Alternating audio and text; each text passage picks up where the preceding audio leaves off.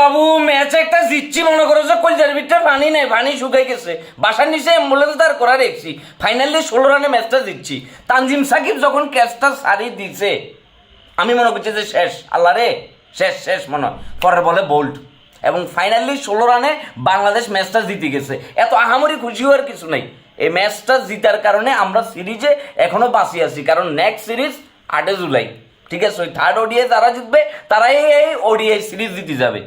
তানজিম সাকিব দুর্দান্ত করছো, মুস্তাফিজুর রহমান ভাইয়া তুমি আজকে একটু কিছুটা ডট বল খাওয়াই বাসার অ্যাকশনালি যেমনি করে রান দেওয়া শুরু করছিল, ঠিক আছে? পেসাররা আজকে যথেষ্ট পরিমাণে আতঙ্কে রাখছিল আমাদেরকে। স্পিনারদের ভিতরে Tanvir Islam, you are super super super বাবুরে, তোমার আন্তর্জাতিক ক্যারিয়ারের দ্বিতীয় ম্যাচে তুমি ফাইবার পাই গেছো, এটা দুর্দান্ত। তোমার এই বলিং যে কি পরিমাণ ইম্প্যাক্ট রাখছে, নইলে আজকে ম্যাচের খবর আসিল।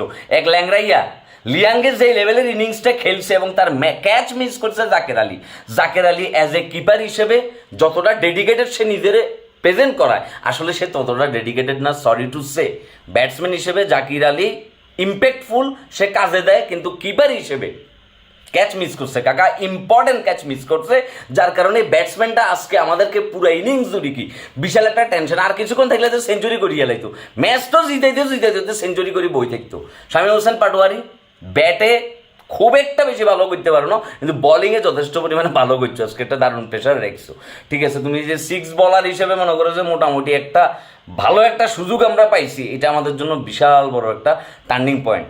বাবুরে লাস্ট টাইমে আসি, প্রথমে রিভিউ একটা খাই দিল, ঠিক আছে? তানজিম সাকিব বলতেছে আমি শুনছি, এটা দেখ মেহেদী হাসানরা তো একটু উস্কাই দিলেই তো কি হাতে রিভিউ লই গেলায়, রিভিউ হারিয়ে গেছে। তারপরে মনে করে যে ক্যাচ উঠে গেছে, ক্যাচ দিল সারি, তারপরে মনে করে যে ডাইরেক্ট বল দিয়ে কোনো মতে ম্যাচ হেডারে জিতাই একটা লেভেলে আনছি। শ্রীলঙ্কার আজকে যথেষ্ট পরিমাণে প্রেশার রাখছিল আমাদের স্পিনাররা, কিন্তু পেসাররা যখন আবার কামব্যাক করলো, শ্রীলঙ্কা কিন্তু 8 উইকেট যাওয়ার পরও যে দুর্দান্ত লেভেলের পার্টনারশিপ করছে, ওই পার্টনারশিপ যদি ব্রেক না হইতো আজকে মনে করো যে আর ম্যাচ জিতার কোনো সুযোগই ছিল না।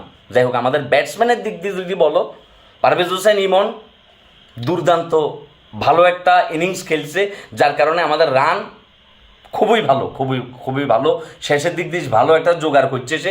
এবং জুনিয়র সাকিব যে ইনিংসটা খেলছে লাস্টের দিকে, তাহিদ হৃদয় আউট হওয়ার পরে সবাই আউট হয়ে যাবার পরে মুস্তাফিজুর সে যে একটা ইনিংস খেলছে, এই ইনিংসটা আমাদেরকে আগায় দিচ্ছে এবং ম্যাচ উইনিং রানটা কিন্তু জুনিয়র সাকিব আনছে, 2 বলে 2 ছক্কা।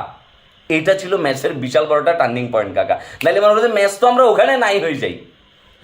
তাহিদ হৃদয় তার সাথে চিল্লাপাল্লা করছে যে কেন আউট হয়েছে, আসলে দোষটা তো তাহিদ হৃদয়েরই ছিল, এখন চাইলে তানজিম সাকিব তাকে স্যাক্রিফাইস করতে পারতো। হ্যাঁ, হেতারও কথা হয়েছে হাই কিল্লা নিজেরাই স্যাক্রিফাইস করতাম, স্যাক্রিফাইস কেন করে নাই এটার জবাবও কিন্তু সে দিয়ে দিয়েছে।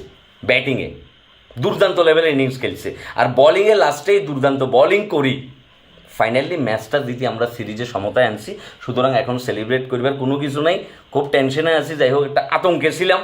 ওয়েল ডান টিম, নেক্সট ম্যাচে নিজেদের নার্ভটা ধরে রাখিও ভাইয়া, এই ভুলগুলা করিও না। মিডল অর্ডারের অবস্থা খুব জঘন্য, লোয়ার অর্ডারে তানজিম সাকিবরা না থাকলে নাই, পেসার বল খাইতেছে না জাস্ট মাঠের ভিতরে। নেক্সট ম্যাচ তো আরেক স্টেডিয়ামে, সো বুঝি শুনি বাবুরে, ওইটা ফাইনাল ম্যাচ, কিন্তু ওইটা মাথায় রাখিও। যাই হোক, শুভরাত্রি। PSG ভার্সেস বায়ার্ন মিউনিখের খেলা দেখার জন্য রেডিও, আর একটু কমেন্ট সেকশনে জানাই দাও রিয়াল মাদ্রিদের খেলা আছে, ফ্যানরা কোথায়, আওয়াজ দাও।